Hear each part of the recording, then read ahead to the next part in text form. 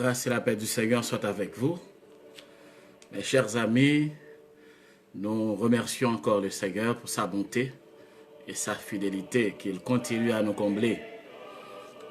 Dans ces circonstances ô combien difficiles, eh bien, être en mesure de louer le Seigneur, d'adorer son Saint-Nom, ou bien de creuser dans sa parole, afin de trouver assez de grâce, de puissance, pour que nous puissions passer ces moments très difficiles, c'est d'abord et avant tout une grâce, et une grâce excellente. C'est pour cela que nous devons toujours tenir à cœur d'adorer le Seigneur, parce que sa parole est la vérité. N'oublie jamais, mes chers amis, que l'on ne peut rien faire sans la parole du Seigneur. L'on ne peut pas prêcher, on ne peut pas diriger un service, on ne peut pas même prier sans la parole de Dieu. Parce que tout doit être fait selon le modèle. C'est ce que le Seigneur avait dit à Moïse. Eh bien, il faut que le tabernacle soit construit selon le modèle. Cela veut dire que tout doit être fait selon la parole de Dieu. Nos comportements, nos attitudes, notre conduite, tout est réglé, eh bien, à partir de la parole de Dieu. Les problèmes sont là, les problèmes émergent tout simplement lorsque nous négligeons la parole du Seigneur. Nous laissons notre moi prendre le dessus. C'est pour cela que nous devons toujours tenir à cœur de rechercher à savoir ce que disent les Saintes Écritures, que dit la parole de Dieu. Et nous comprenons pourquoi le psalmiste avait répété « La parole du Seigneur est une lampe à mes pieds et une lumière ». Donc, lorsqu'il y a obscurité, l'éclairage ne doit pas nous venir des philosophies, des réflexions, quoi qu'elles soient bonnes, et des opinions, de nos opinions, bien celles des autres. C'est vrai, il faut parler, c'est vrai, il faut discuter, mais le dernier mot doit être laissé à la parole du Seigneur, car la parole de Dieu est la vérité. Il ne saurait y avoir aucune ombre d'erreur dans la parole de Dieu. Encore une fois, chers amis, je vous salue dans le nom du Seigneur. Et nous souhaitons que le Seigneur soit avec vous dans ce petit moment que nous allons passer autour de sa parole. Prions le Seigneur. Dieu Tout-Puissant, Dieu de merveille, nous t'adorons et te louons, et nous te sommes infiniment reconnaissants pour tes multiples bienfaits. Jamais, Seigneur, nous ne cesserons et nous ne pourrions énumérer le nombre d'interventions, de prodiges que tu as fait, que tu as opérés dans nos vies. Car par le fait même que nous soyons en vie et que nous ayons la possibilité de nous approcher de ton trône, soit par la prière ou bien par la louange, l'adoration, et surtout lorsque nous creusons ta sainte parole, ô Dieu, ça c'est une grâce excellente. Donne à chaque de nous la grâce, ô Dieu, de ne pas nous contenter à nous remplir davantage de connaissances, mais également à ne pas nous borner, ô Dieu, à écouter ou à enseigner, mais surtout à mettre en application, ô Dieu. Car c'est ce dont on a besoin. C'est ce dont tu as besoin, ô Dieu. Car la parole du Seigneur, pour qu'elle puisse nous changer, nous devons accepter de la mettre en application dans nos pratiques quotidiennes. Donne à chaque de nous cette grâce de visiter, ô Dieu, les autres personnes qui sont avec nous, ô Dieu, de les visiter là où qu'ils se trouvent, Seigneur, leur famille, leur foyer. Ceux-là qui nous écoutent en direct ou bien en différé, Seigneur, puisses-tu te manifester dans leur maison, dans leur famille. Donne-leur la grâce, ô Dieu, de triompher durant ce moment de confinement. Et puissent-ils, ceux-là qui ont déjà accepté Jésus-Christ dans leur vie, Seigneur, puissent-ils, ô Dieu, prendre ce moment pour s'approcher devant toi davantage, dans la prière, dans l'adoration, dans le jeûne et dans la méditation de ta sainte parole. Ô Dieu, 3 fois saint, car toute chose concourt bien de ceux qui aiment Dieu. Oh, c'est toi qui connais, ô Dieu, pourquoi tu as laissé cette situation, ô Dieu, cette difficulté. Mais ce que tu enseignes à tes enfants, c'est que toute chose concourt bien de ceux qui aiment Dieu et qu'ils doivent obéir à ta sainte parole. Car c'est toi qui connais les besoins auxquels chaque de nous est confronté, Seigneur. Donne à chaque de nous cette grâce. Et ceux-là qui n'ont pas encore fait la paix avec toi, ô Dieu, puisses-tu les visiter. Donne-leur, ô Dieu, de nouvelles révélations. Donne-leur de te connaître. oh Dieu, au travers des visions, des songes, au travers des expériences de la vie, de ta sainte parole, oh Dieu, par le moyen que tu juges nécessaire, oh Dieu. Mais nous te supplions de te présenter à eux, oh Dieu, afin qu'ils puissent te connaître aussi et avoir part à ce salut éternel pour lequel tu as donné ton Fils Jésus-Christ. Sois avec nous, oh Dieu, puisses-tu nous accorder toute l'étendue de la puissance du Saint-Esprit, Seigneur, sans laquelle nous ne pouvons rien faire. Puisses-tu te manifester, ô Dieu, et donne-nous tout ce que tu as de grâce et de bénédiction. Viens faire au-delà de nos pensées, de notre entendement. Au nom de Jésus-Christ, ton Fils, notre divin Rédempteur, nous te prions, car à lui seul soit l'honneur, l'autorité, la majesté, l'omniscience, l'omnipotence, l'omniprésence et l'omnitemporalité, dès à présent et pour toujours. Amen.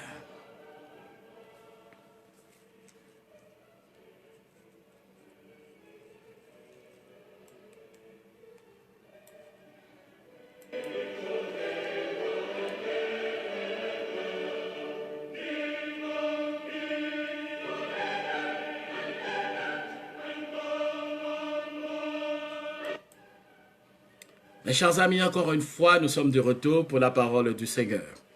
Depuis quelques jours, nous sommes en train d'étudier la prophétie des 70 semaines de Daniel. Rappelle-toi qu'on a déjà commencé avec l'étude, nous avions étudié le songe, la vision que Daniel avait interprétée pour le roi Nebuchadnezzar. Et maintenant, nous sommes dans les 70 semaines du prophète Daniel que nous avions déjà commencé. C'est important de connaître ce que disent les Saintes Écritures. Pourquoi? C'est parce que notre conduite, nos comportements, nos attitudes doivent être calqués sur la parole de Dieu. Et c'est pour cela que le Seigneur, lorsqu'il reviendra rechercher, prendre son Église, eh bien, il va nous présenter l'Église de Jésus-Christ. Il va la présenter à son Père, cette Église sans tache, ni ride, ni rien de semblable, comme nous dit eh bien, notre frère, l'apôtre Paul. Nous avions déjà commencé à étudier la parole du Seigneur à partir eh bien, des 70 semaines du prophète Daniel.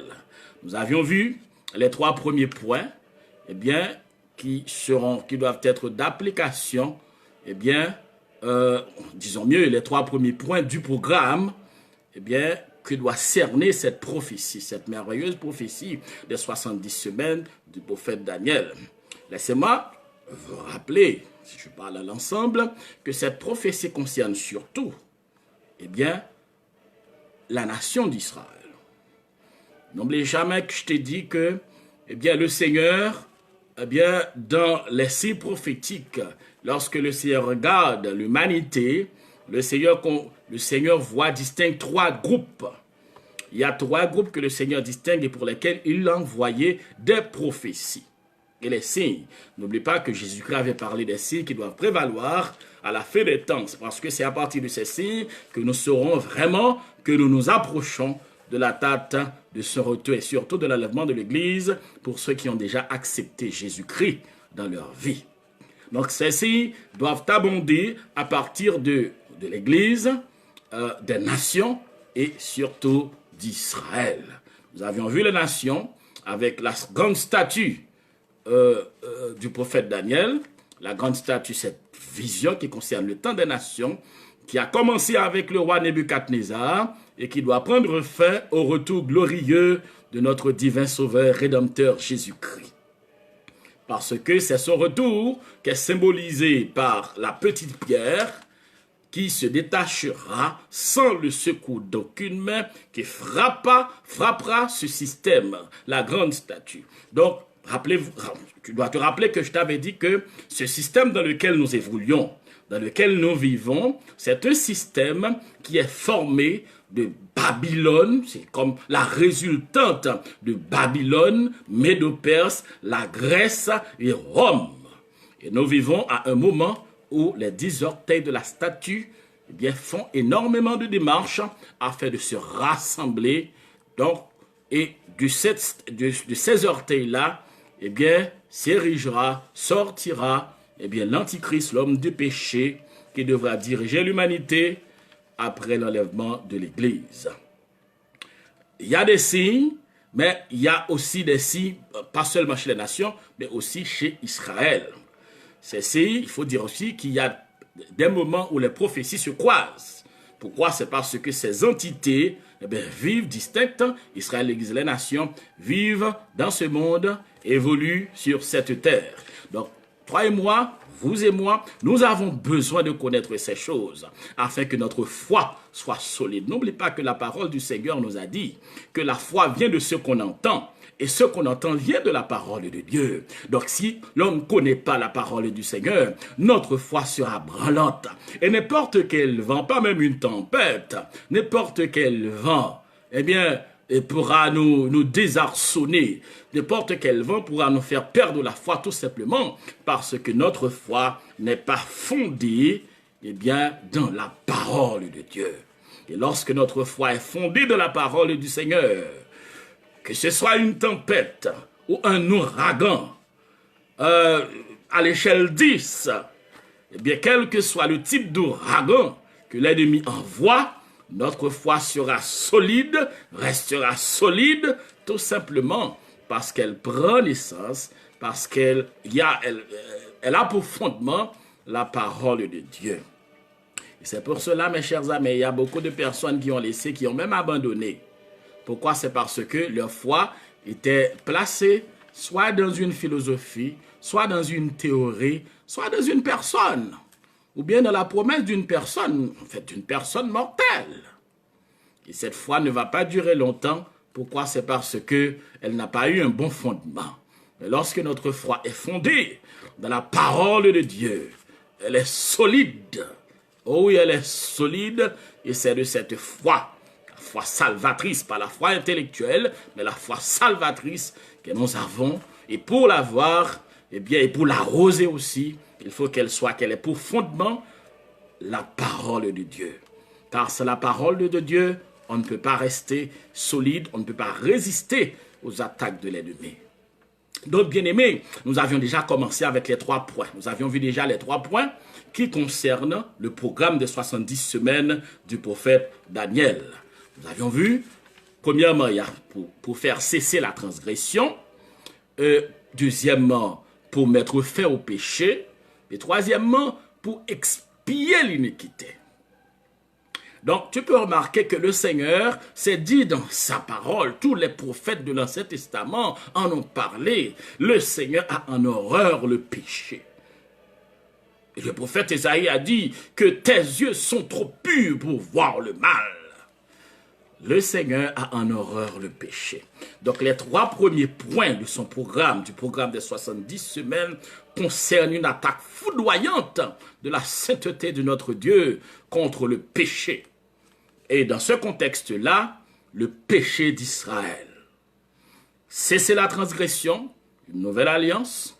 Et deuxièmement, mettre fin au péché, punir le péché par l'œuvre expiatoire de Jésus-Christ, parce que le péché a été puni au travers de Jésus-Christ sur la croix, qui a subi ce châtiment à notre place. Et troisièmement, expier l'iniquité, ça veut dire porter un coup fatal au penchant naturel, au mal, au penchant naturel à se révolter contre Dieu. Donc, mes chers amis, tels seront les points, eh bien, que le Seigneur lui-même, il aura à accomplir lorsqu'il avait la responsabilité de monter à la croix pour prendre ses châtiments et pour détruire ses penchants naturels au mal.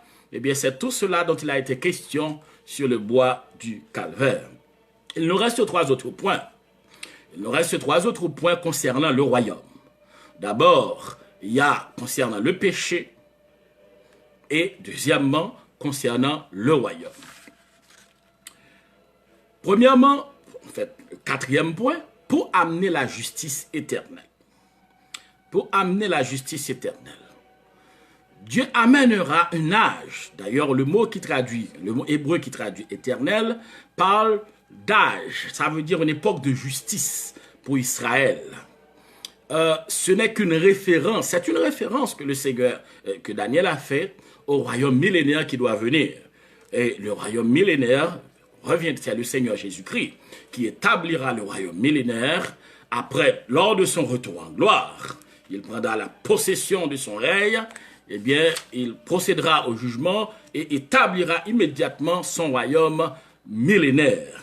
Le royaume millénaire ne va pas s'établir dans les cieux, loin de là. Mais le royaume dans les cieux, il sera question de l'éternité. Mais le royaume millénaire devra s'établir ici-bas, parce que le roi David n'avait pas été roi dans le ciel. Le roi David était roi ici-bas à Jérusalem. Parce que l'ange Gabriel avait dit à Marie, ce fils dont il est question, à savoir Jésus-Christ, le Seigneur Dieu, lui donnera le trône de David, son père. Donc David n'était pas roi dans le ciel, il était roi ici-bas. Donc c'est ici-bas que le Seigneur devra venir pour être investi, pour être intronisé, eh bien, dans la royauté et pour prendre possession officiellement de la royauté de David. Alléluia.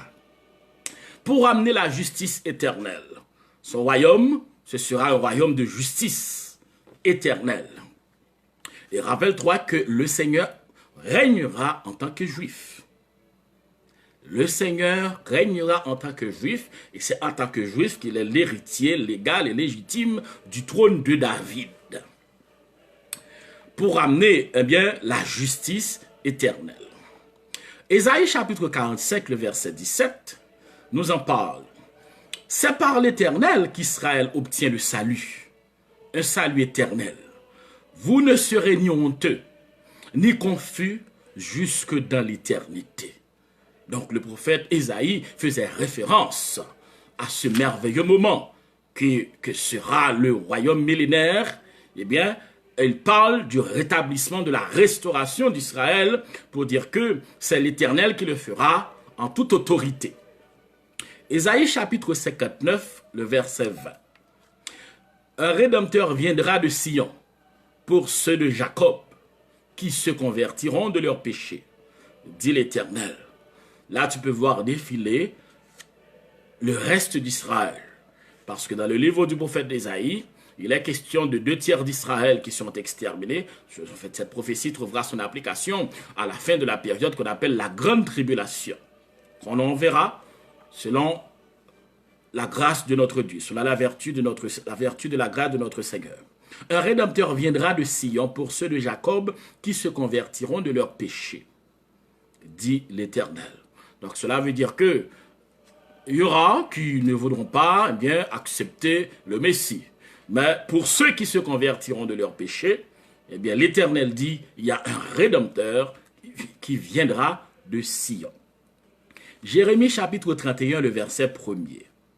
En ce temps-là, dit l'Éternel, je serai le Dieu de toutes les familles d'Israël, et ils seront mon peuple. Je serai le Dieu de toutes les familles d'Israël, et ils seront mon peuple. Ça veut dire que durant le royaume millénaire, eh bien, Israël sera restauré, et à ce moment-là, le Seigneur dit, je serai le Dieu de toutes les familles d'Israël. Donc, pour amener la justice éternelle, ça concerne le royaume millénaire qui doit venir, et ce sera lors du retour en gloire de notre Seigneur Jésus-Christ. Donc, ce sont des provisions spirituelles, bien-aimés, des provisions spirituelles énormes pour le peuple d'Israël. Oui, des provisions spirituelles pour la régénération du peuple d'Israël. Donc le Seigneur a bien expliqué au prophète Daniel que ces 70 semaines sont bien fixées, sont établies afin de régénérer, afin de transformer, afin de restaurer, afin de guérir, afin de, eh bien, de guérir, de ressusciter le peuple d'Israël, le peuple élu. Donc Jésus-Christ régnera comme l'héritier légitime du trône de David. D'après Luc 1er, verset 31 à 33, le Fils Jésus sera grand et sera appelé Fils du Très-Haut, et le Seigneur lui donnera le trône de David, son père. Il régnera sur la maison de Jacob éternellement, et son règne n'aura point de fin. Ça, il est question ici du règne messianique qui s'établira officiellement eh bien, après, lors du retour en gloire de notre divin Rédempteur Jésus-Christ. Et le cinquième point du programme, c'est pour sceller la vision. Pour sceller la vision. La vision, pour sceller la vision, le mot qui traduit la vision, le mot hébreu bien entendu, nous aide à comprendre que à ce moment-là, la vision ne sera plus nécessaire.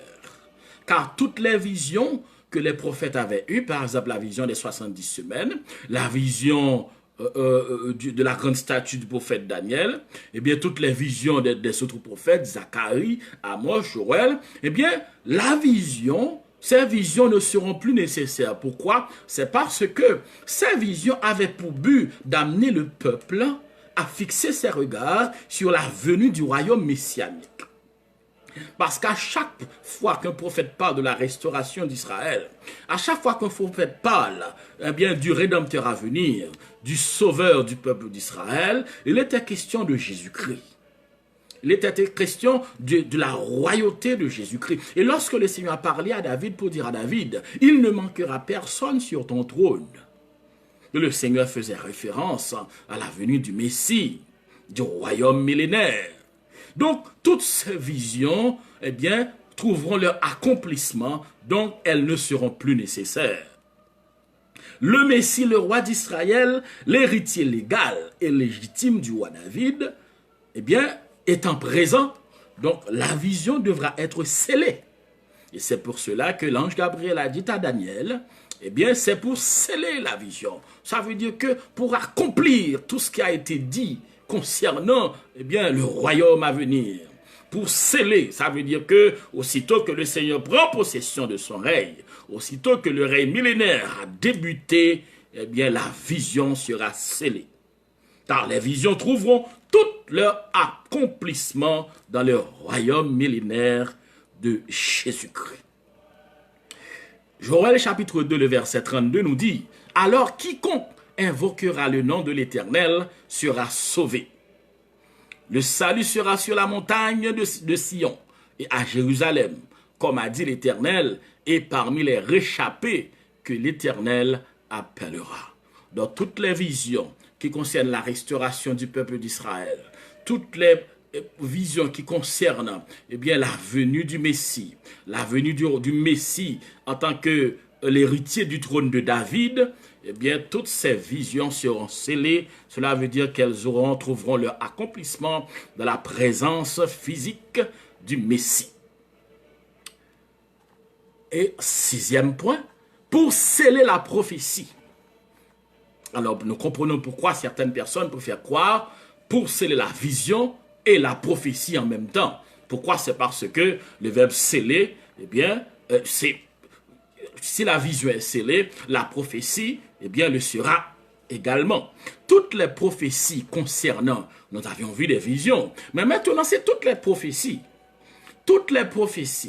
qui, eh bien, prédisaient l'avenir d'Israël, la restauration d'Israël, toutes les prophéties qui parlaient de la venue du Messie, parce que les prophètes, depuis la Genèse, te souviens, lors des grandes bénédictions, eh bien, on disait à Juda que le sceptre ne s'éloignera point de Juda jusqu'à ce que vienne le Shiloh. Le Shiloh, cela veut dire celui à qui appartient le sceptre. Donc, le Shiloh étant venu, donc, il accomplira toutes les prophéties qui annonçaient sa venue. Donc, ces prophéties trouveront leur accomplissement. Parce que ces prophéties parlaient du royaume de paix, du royaume de joie et d'équité, eh bien, qui doit venir restaurer Israël. Donc, la restauration d'Israël, en tant que nation bénie de Dieu, tant annoncée par les prophètes, sera devenue une réalité. Donc, à ce moment-là, la prophétie sera scellée. Ça veut dire que la prophétie ne sera plus nécessaire. Toutes les prophéties concernant le Seigneur, la venue du Seigneur en tant que Messie, ne seront plus nécessaires. Oh, alléluia. Les tribus d'Israël se réuniront à nouveau sur leur territoire, oui, sur le territoire promis par l'Éternel, à Abraham, à Isaac, à Jacob et aussi à David. Le Seigneur avait également fait la promesse, expliqué tout ça au général Josué. Et après, le Seigneur a dit à Josué, je serai avec toi comme j'ai été avec mon serviteur Moïse. Donc, mes chers amis, bien-aimés, toutes les promesses faites à l'égard d'Israël à ce moment-là seront accomplies. Donc, la prophétie sera scellée, donc elle ne sera plus nécessaire. Parce que le Seigneur Jésus-Christ est là. Gloire à Dieu. 1 Corinthiens chapitre 13, le verset 8, du verset 8 au verset 10e nous dit, « Les prophéties prendront fin, les langues cesseront, la connaissance disparaîtra. Car nous connaissons en partie, nous prophétisons en partie. Mais quand ce qui est parfait sera venu, ce qui est partiel disparaîtra. » Ce qui est partiel, c'est les dons spirituels, la prophétie, les talents que le Seigneur nous a donnés, les visions que le Seigneur nous donne, de la venue de son royaume.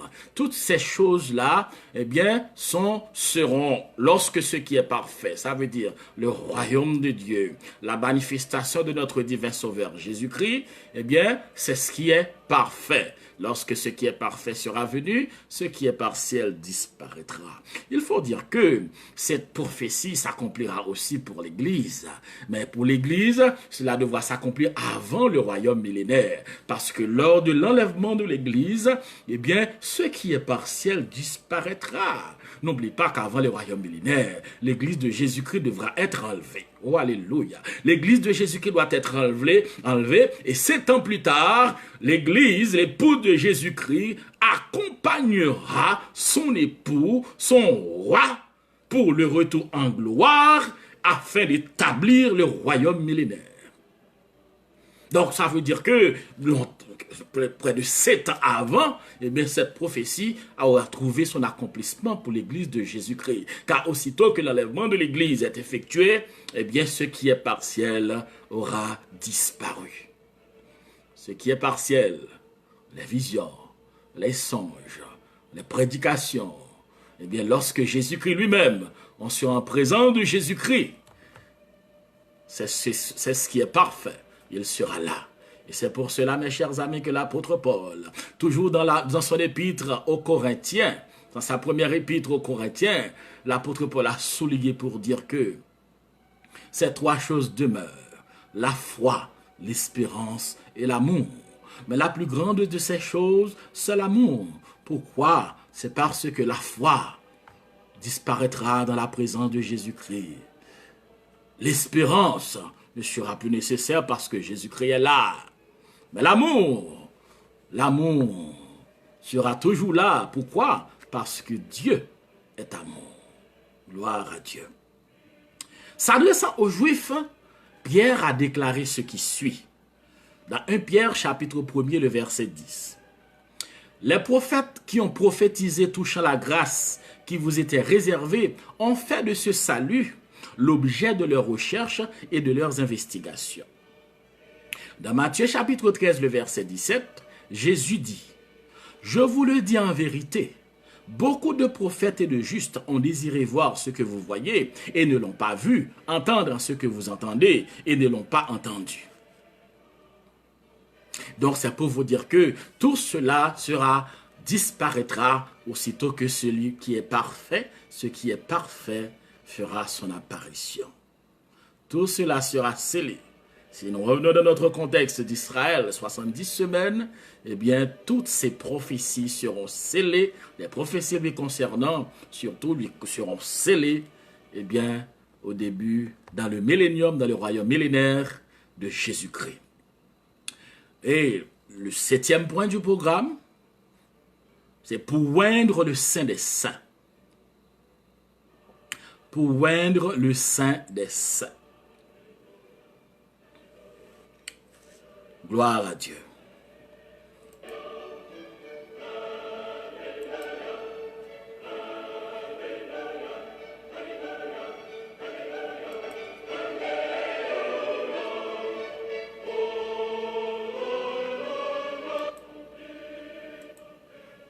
La 7e partie, le 7e point, bien entendu, concerne l'onction. Concerne l'onction. Gabriel a dit à Daniel que le 7e point, pour ceux-là qui ont fait la démarcation entre sceller la vision et sceller la prophétie, ou bien 6e point, pour ceux-là qui n'ont pas fait la démarcation, puisque pour eux, sceller la vision et la prophétie, tout cela se fera en même temps. Eh bien, pour oindre le Saint des Saints, l'expression le Saint des Saints, mes chers amis, eh bien, ou bien on peut dire aussi que le Saint des Saints recevra l'onction. Donc, cette expression très saint se réfère généralement dans l'Ancien Testament à des objets tels que le temple, le sanctuaire, les vaisseaux du temple, le parfum. Donc, dans l'Ancien Testament, le très saint concerne la dédicace du temple.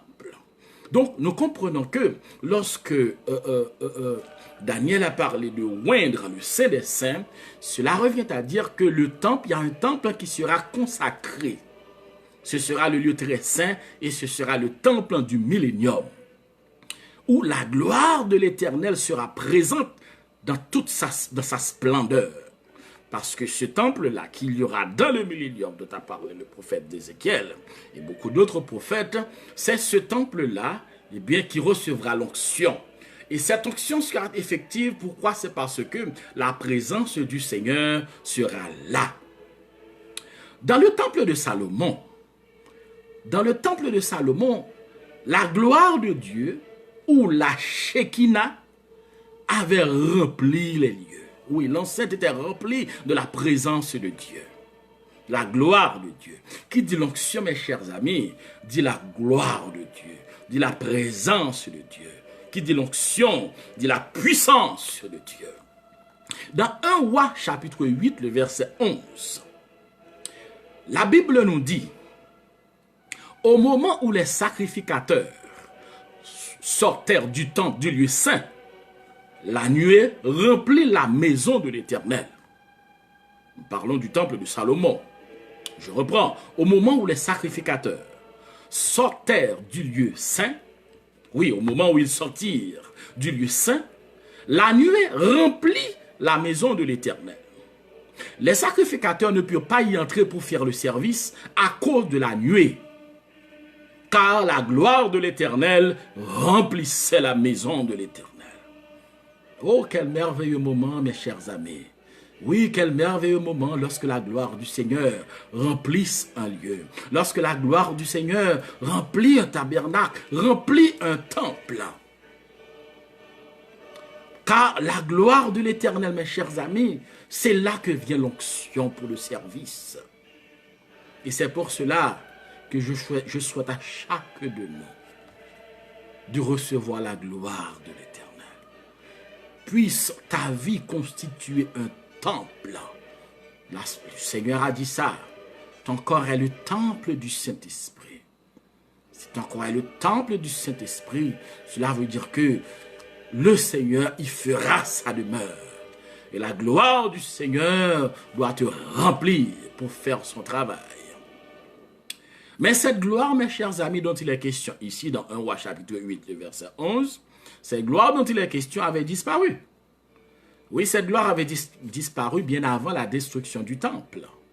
Ézéchiel chapitre 10, du verset 18 à 19 nous dit, « La gloire de l'Éternel se retira du seuil de la maison et se plaça sur les chérubins. Les chérubins déployèrent leurs ailes et s'élevèrent de terre sous mes yeux. » Selon le prophète Ézéchiel, quand ils partirent accompagnés des roues. Donc le prophète Ézéchiel a pu voir dans ses visions comment que la gloire de l'Éternel, la Shekinah, avait disparu du temple d'Israël. Ézéchiel chapitre 11, verset 23 nous dit, « La gloire de l'Éternel s'éleva au milieu de la ville, et elle se plaça sur la montagne qui est à l'orient de la ville. » Donc, bien aimé, la gloire, regardez bien dans 1 Roi, là où nous venons de faire la lecture, la gloire du Seigneur remplissait l'enceinte, le temple, à un point tel que même les sacrificateurs avaient des difficultés pour entrer afin de faire le service pour Dieu. Pourquoi? C'est parce que la gloire du Seigneur avait tellement rempli le temple. Mais qu'est-ce qui s'est passé qui fait que quelques années plus tard, cette gloire, la gloire du Seigneur a disparu de ces lieux. La gloire du Seigneur a été enlevée de ces lieux. Pourquoi, mes chers amis? C'est parce qu'il y a le péché. Lorsque ces gens, eh bien, Israël faisait des choses qui étaient contraires à la volonté de Dieu. Lorsqu'il y a la désobéissance, mes chers amis, lorsque tu désobéis à la parole de Dieu, tu obéis à d'autres dieux parce que la nature a horreur du vide. Si tu ne veux plus obéir à Dieu, si tu t'abstiens, tu cesses d'obéir à Dieu, tu obéiras à quelqu'un. Soit tu obéiras à ton estime de soi, soit tu obéiras à tes philosophies, soit tu obéiras, eh bien, à la voix de quelqu'un. Mais si tu n'obéis pas à Dieu, sache que tu obéiras au diable. Parce que lui, il utilisera toutes sortes de moyens afin, eh bien, de t'envoyer des suggestions, des conseils, de t'envoyer des principes, des commandements, aussitôt que tu cesses d'obéir à Dieu. Donc Israël avait cessé d'obéir à Dieu. Israël vaudrait dans le péché. Israël faisait des choses qui étaient macabres, au point que le Seigneur a dû utiliser les prophètes. Les prophètes ont annoncé les jugements de Dieu. Les prophètes ont dit, ont parlé, ont proclamé la parole de Dieu. Mais Israël n'a rien voulu entendre. Israël a continué à pécher jusqu'à ce que le Seigneur, dans sa colère, parce que le péché, le Seigneur ne peut pas voir le péché, mais le Seigneur a accepté d'envoyer, de laisser les 10 tribus aller en captivité. Et 100 ans plus tard, les deux autres tribus qui restaient, qui formaient le royaume du Sud, le royaume de Juda, eh bien, allaient aussi en captivité. Pourquoi? C'est parce qu'ils prenaient l'habitude de désobéir à Dieu. Ils désobéissaient à Dieu. Et lorsque le Seigneur leur a envoyé des prophètes pour leur annoncer, pour les reprendre, pour les corriger, non seulement ils font la sourde oreille, mais des fois, ils tuent les prophètes. Ils égorgent les prophètes de l'Éternel. Et finalement, le Seigneur a décidé ainsi, et tel a été le début aussi du temps des nations. Mais le Seigneur a promis aux Juifs pieux, ce faible reste qui restait, parce que tous les Juifs ne vivaient pas de la désobéissance à la parole de Dieu. Mais ce faible reste, le Seigneur leur avait promis, eh bien, que Israël, tout ne finira pas ainsi, tout ne va pas s'arrêter là. Non, ça ne va pas s'arrêter là. Il y a un temps fixé par l'autorité de Dieu pour restaurer la nation d'Israël. Et cette nation sera restaurée dans le millénium. Mais quand le royaume millénaire, le prophète Ézéchiel a vu, Ézéchiel 43, le verset 2, « Et voici, la gloire du Dieu d'Israël s'avançait de l'Orient. Sa voix était pareille au bruit des grandes eaux, et la terre resplendissait de sa gloire. » Donc Israël sera restauré. Israël sera restauré. Alors tu comprends pourquoi l'apôtre Paul avait dit, ce n'est qu'une partie d'Israël qui est tombée dans l'endurcissement jusqu'à ce que la totalité des païens soit entrée. Donc cela veut dire, Israël est tombé dans l'endurcissement, et bien les autres, nous qui étions des oliviers sauvages, le Seigneur a profité pour nous, eh bien, pour nous faire rentrer dans cette partie-là. Et de cette façon, nous formons son peuple, son royaume. Alléluia. Donc, bien-aimés, nous comprenons que l'onction du Seigneur, dont il est question ici, pour oindre le Saint des Saints recevra l'onction, parce que le Seigneur manifestera sa gloire dans le Saint des Saints. Parce que l'onction réside là où le Seigneur manifeste sa présence. Si le Seigneur ne manifeste pas sa présence dans un lieu, l'onction ne peut pas résider dans ce lieu. L'onction du Seigneur ne dépend pas de ce que tu avais appris à l'école. L'onction du Seigneur ne dépend pas de tes contacts humains. L'onction du Seigneur ne dépend pas de la quantité d'argent que tu as pu accumuler sur ton compte bancaire.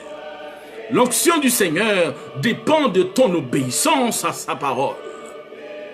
L'onction du Seigneur dépend de la vie que tu mènes, de la soumission que tu as accepté d'observer à sa parole, à sa sainte volonté. C'est là que réside l'onction du Seigneur. Donc l'onction de l'Éternel se reposera sur Jérusalem dans le temple parce que l'Éternel y manifestera sa gloire.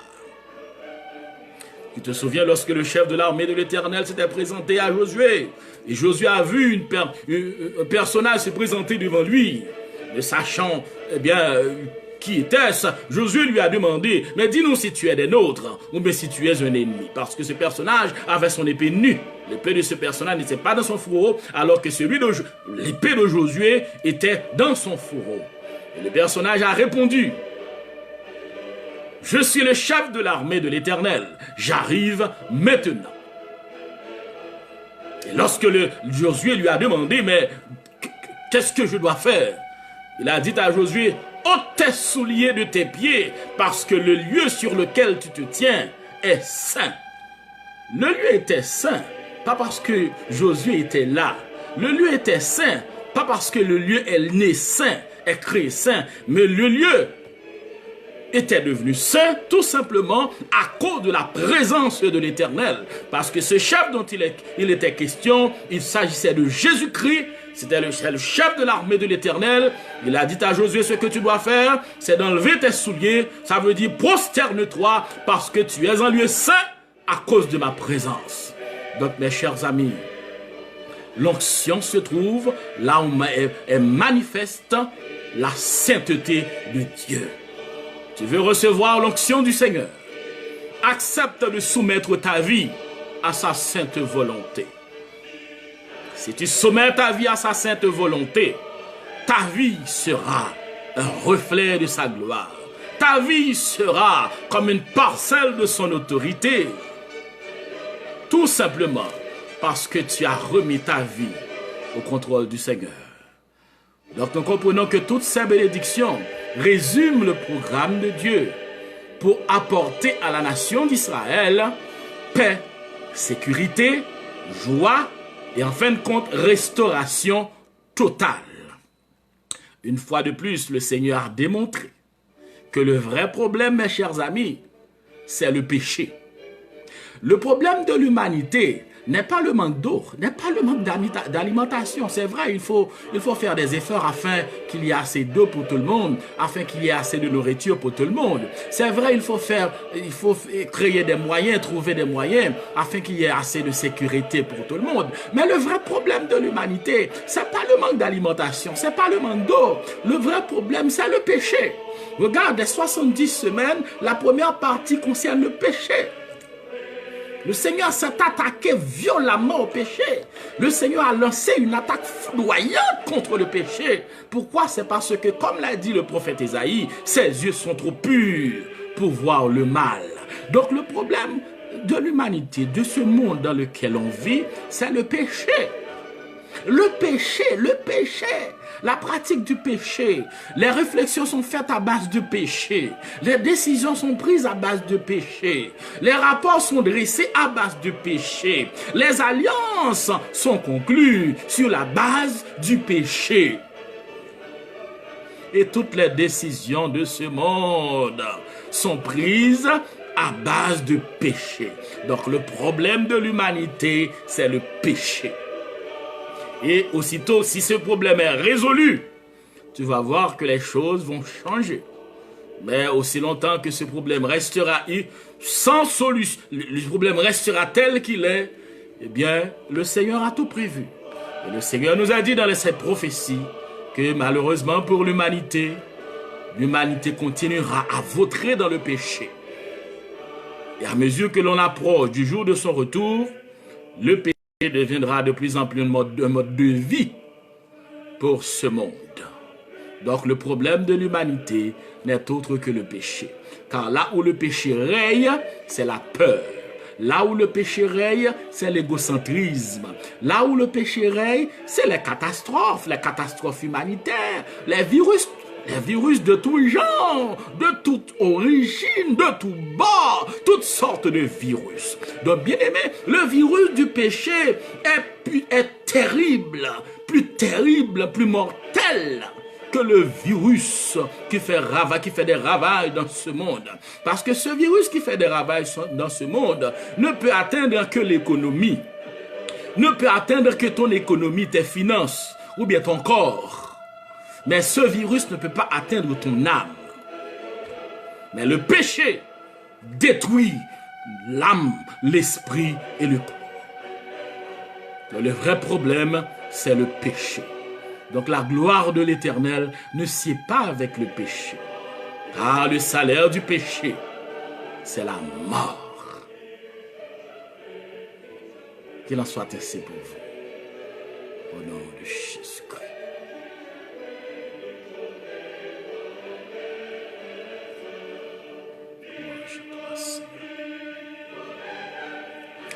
Prions le Seigneur. Souverain des cieux, nous te donnons gloire, honneur, adoration, exaltation. Merci, souverain des cieux, pour ta parole. Oui, ta parole est la vérité. Devant ta parole, souverain des cieux, nous ne pouvons que dire, hommes, frères, que ferons-nous? Tout ce que nous devons faire, Seigneur, c'est de nous soumettre, c'est d'obéir à ta sainte parole. Tu nous as dit que le péché, la gloire de l'Éternel ne sied pas au péché. Or, pour qu'il y ait l'onction, il faut que la gloire de notre Dieu investisse ces lieux, investisse le temple de notre vie, et là, l'onction débordera à profusion. Donne à tes serviteurs, tes servantes, où qu'ils se trouvent en ce moment, souverain des cieux, la grâce de triompher du péché, de mener une vie qui soit conforme à ta volonté, de marcher dans la droiture, de vaincre, oh Dieu, tout ce qui fait la guerre à notre âme. Oh Dieu, comme a dit l'apôtre Paul, chaque fois que nous voulons faire le bien, mais c'est le mal qui se présente. Donne à tes serviteurs et tes servantes, oh Dieu, quelle que soit leur nationalité, où qu'ils se trouvent, donne-leur la force de triompher, car cette provision est déjà faite, oui, est disponible pour nous à la croix. Donne-nous, oh Dieu, de marcher en nouveauté de vie, de saisir la puissance divine, oh Dieu, 3 fois saint. Donne-nous de triompher de toutes sortes de péchés, oh Dieu. Donne-nous la grâce de triompher de toutes sortes de péchés. Et ceux que nous appelons à tort des grands péchés, oui, et ceux que nous appelons à tort les petits péchés. Or, ce que nous appelons à tort, les petits péchés sont parfois plus dangereux. Plus dangereux. Donne à tes serviteurs qu'ils se trouvent, ô Dieu, de mener une vie qui soit conforme à ta sainte volonté. Car c'est la raison, oui, c'est la raison pour laquelle, c'est la raison primordiale, c'est la condition sine qua non de recevoir l'onction. Oui, l'onction de ta présence, alléluia. L'onction de ton autorité, l'onction de ta, alléluia, l'onction de ta parole, l'onction qui vient de ta gloire. Donne-nous, Seigneur, la grâce de vivre conformément à ta parole, de nous laisser éclairer par ta parole. Ô Dieu, puisse ta parole luire dans notre vie. Donne-nous de mener une vie sainte, de vivre dans la sainteté, en parole, en conduite, en attitude, ô Dieu. Et ceux-là qui n'ont pas encore fait la paix avec toi, nous te supplions, Seigneur, de les visiter où qu'ils se trouvent. Ils ont besoin d'une visite particulière. Car peut-être, Seigneur, qu'ils ont fait les expériences qui ont tourné mal. Qu'ils ont fait des expériences, peut-être ils ont été déçus, Seigneur. Ils ont été déçus par des personnes, oh Dieu, qui pensaient, qui disaient te connaître. Peut-être qu'ils ont été déçus, oh Dieu, par des leaders. Donne-leur, oh Dieu, la grâce de te connaître personnellement. Car tu nous as donné, c'est toi-même, oh Dieu, le seul exemple que tu nous as donné, sur lequel nous devons copier, sur lequel nous devons calquer notre conduite, c'est notre Sauveur Jésus-Christ. Donne, céleste Père, à ces gens la grâce de pouvoir te connaître, te voir, te toucher, oh Dieu. Et qu'ils aient une expérience personnelle avec toi. Et qu'ils sachent que la seule personne qui a donné sa vie pour eux, c'est Jésus-Christ et personne d'autre. Merci Seigneur encore une fois pour ta grâce, ta bonté et ta fidélité. Merci Céleste Père. Et donne-nous Seigneur la grâce de continuer à mettre en application, oui, de mettre en application ta sainte parole, afin que l'onction de ta présence, afin que la gloire de ton Saint-Nom puisse nous revêtir des faire au-delà de nos pensées et bénir cette soirée, Seigneur. Au nom de Jésus-Christ, ton Fils, nous te prions. Amen.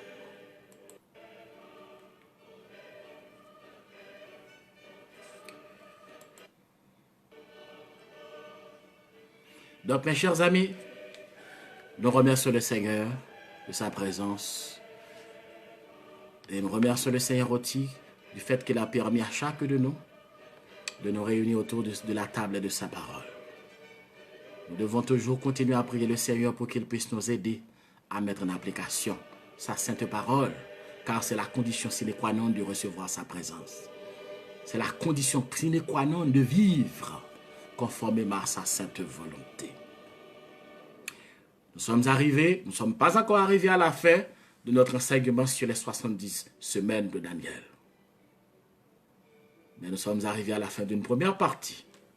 Il y a encore d'autres parties de cette merveilleuse prophétie que la 70 semaine du prophète Daniel.